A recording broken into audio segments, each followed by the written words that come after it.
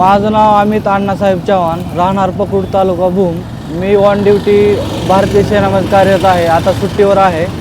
तर शेतकऱ्याची भावना मी सुट्टी आल्यानंतर ऐकल्यानंतर ही रस्त्याचे काम 3 ते 4 वर्षापूर्वी मंजूर झालेलं काम आहे. त्याचा निधी बी पाडलेला आहे. तर ग्रामपंचायतीला जे मंजूर आपलं ठेकेदार ठरवले होते त्यांनी त्यातला उचललेला निधी पण उचललेला आहे. त्यातला प्रत्येक रस्त्याचे कमीत कमी 2, 3, 4 लाखाच्या आसपास असे सगळे रस्त्याचे म्हणजे ह्यांनी निधी उचललेला आहे. तर शेतकऱ्या ह्यांनी प्रत्यक्षात कुठंही काम केलेलं नाही त्या रोडला. तर त्या शेतकऱ्याला ना जाता येईना, ना वागता येईना, काय वैयक्तिक उपचार सगळं आणायचं असलं कुणाला तर 1 ते 1.5 तास लागतात त्या रस्त्यावरून इकडे यायला. तर प्रत्येक शेतकरी स्वतः कंटाळून वैतागून त्यांच्या स्वतः खिशातून 500-500 रुपये वर्गणी करून ते रोड केलेले आहेत त्यांनी.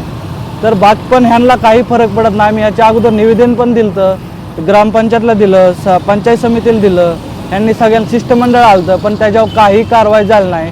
ते दाबादाबीचं प्रकरण होतं, ह्यांचं सगळं प्रकरण दाबण्यात आलं. त्याच्यामुळं ही काय उघडीस आलं नाही.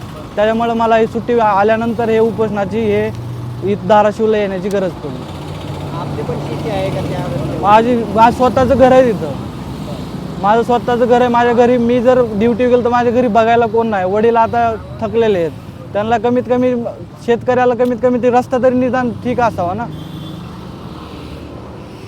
हे जर मागणी पूर्ण नाही झाली तर काय करतो? हे जर मागणी पूर्ण जर आम्हाला आमचं जे होईल ते आम्ही मागं हटणार नाहीत. हे सरकार जबाबदार राहील. जे कोणी असतील गुत्तेदार ते जबाबदार राहतील. मागणी हीच आहे की तात्काळ जे रस्ते आहेत ते तात्काळ चालू करावेत आणि जे काही फ्रॉड बिल उचलले आहे गुत्तेदाराने त्यांच्यावर कठोर कारवाई करावी. कारण त्यांनी जे बिल उचललं आहे त्याप्रमाणे काम केलेलं नाही आहे. त्यासाठी नाही याचे ऑलरेडी MB बनलेली आहे. मनरेगामध्ये मंजूर झालेले ते रस्ते ऑलरेडी 2021 ते 2024 मधली मंजुरी आहे सगळ्या रस्त्यांची. किती किलोमीटर आहेत? 4 जे रस्ते आहेत तो एकच रस्ता आहे पण ते एकदम 6 किलोमीटर घेता येत नाही. त्यामुळे त्यांनी टप्पे पाडलेले त्याचे. आणि 2 जे त्या व्यतिरिक्त रस्ते आहेत ते 1700 मीटरचा आहे, 1 किलोमीटरचा रस्ता आहे. आपली मागणी काय आहे? आमची मागणी तीच आहे की हे रस्ते जे आहेत म्हणजे 2021 ते 24 मध्ये मंजुरी असताना अजूनपर्यंत का झाले नाहीत. आणि त्याचं विनाकारण म्हणजे बिल तर उचललं आहे पण फक्त कागदावरच रस्ते दिसत आहे की कंप्लीट झालेत म्हणून किंवा हे झालेलं आहे. तर ते रस्ते जे आहेत ते तात्काळ चालू करण्यात यावेत.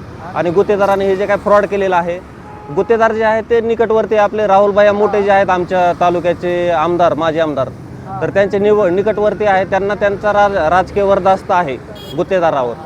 तर त्यामुळे त्यांचा असा समज आहे की हे कुणी काय करू शकत नाही. माझा अजून पण दाबादाबी चालू आहे. तर त्यांना हात जोडून विनंती आहे की तुम्हाला जर तुमचं राजकीय करिअर खराब करायचं नसेल तर तुम्ही विनाकारण अशा चुकीच्या गोष्टीचं समर्थन करू नका.